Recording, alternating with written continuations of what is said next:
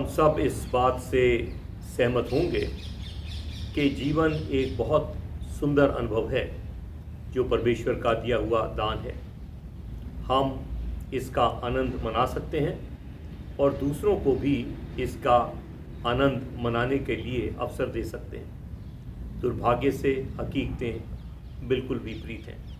हम लोगों की परेशानियों, फिक्रों, मुसीबतों के कारण अधिक हैं बनस्पतिस के लोगों को सुकून, चैन और आनंदमय जीवन देने के।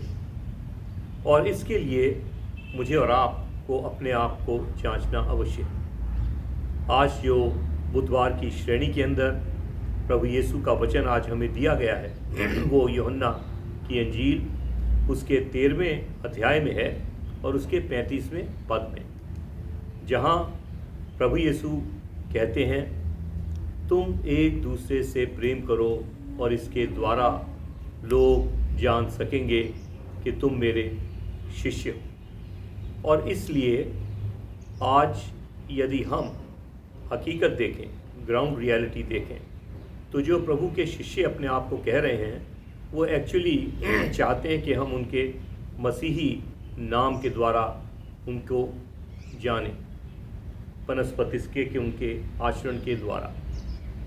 और वो कोई बिब्लिकल कैरेक्टर का नाम लेकर के अपने नाम के साथ जोड़ते हैं ताकि हर व्यक्ति जो उनका नाम सुने जान ले कि ये मसीह के पीछे चलने वाले हैं या उस कौम के एक हिस्से हैं। लेकिन हमारे प्रभु की जो उम्मीद है वो हमसे बिल्कुल भिन्न है, उसकी क्वालिटी बिल्कुल अलग है।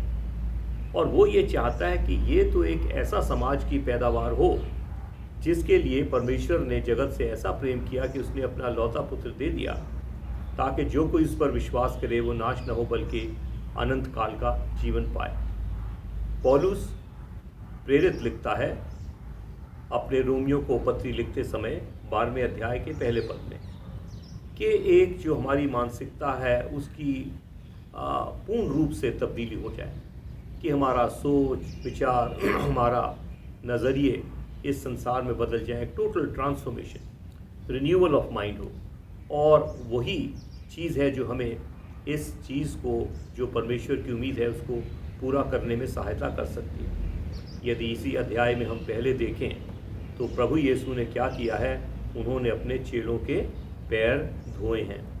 यानी कि हमारी जो ईगो है, जो हमारा एक अहंकार है, उसका जो लेवल है वो सबसे पहले मुझे और आपको रिड्यूस करना है, उसको कम करना है और एक ऐसे लेवल पर लाना है कि जो हमारे सामने खड़े हैं वो तो हमसे कहीं बड़े हैं और हम उनसे कहीं छोटे हैं। और इसी एक्सरसाइज के द्वारा हम इस बात को साबित कर पाएंगे कि हमारे हृदय में उनके लिए प्रेम है और हम अपने आप को छोटा समझते हैं, उनको ऊंचा रखते हैं। लेकिन इसका जो असर होगा, वो व्यक्ति जिसके आगे हम अपने आप को छोटा दिखा रहे हैं, हम उसकी नज़र में और बढ़ जाएंगे।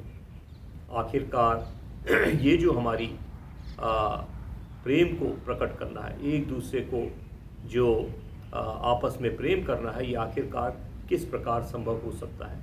क्या हम शब्दों से बोलते रहें brother sister I love you?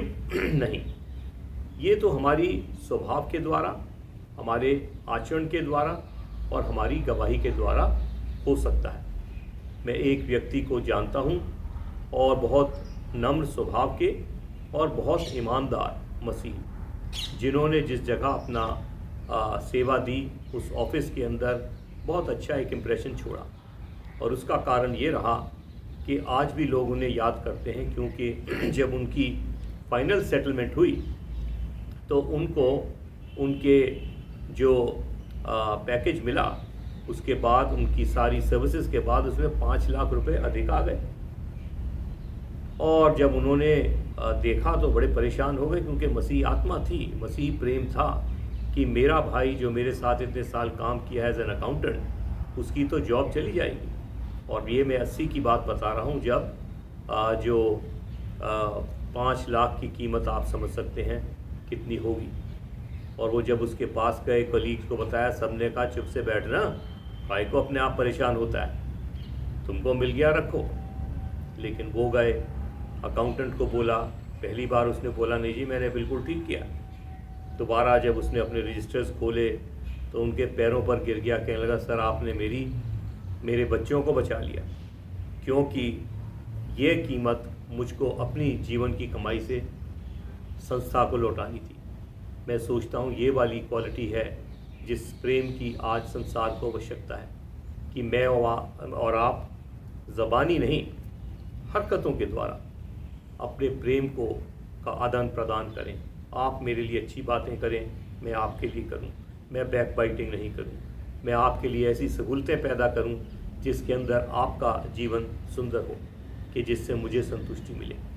ये वाला हृदय है जिसके लिए हिजकिय्याह की किताब में है, मैं तुम्हारे पत्थर का दिल लेता हूँ और मैं तुमको एक मांस का हृदय दूंगा। काश परमेश्वर हम सबको वो हृदय दे जिससे हम एक दूसरे से प्रेम करें और इसी के द्वारा लोग हमारी आइडेंटिटी डिसाइड करें। परमेश्वर हम सबको आशीष दे। आमीन।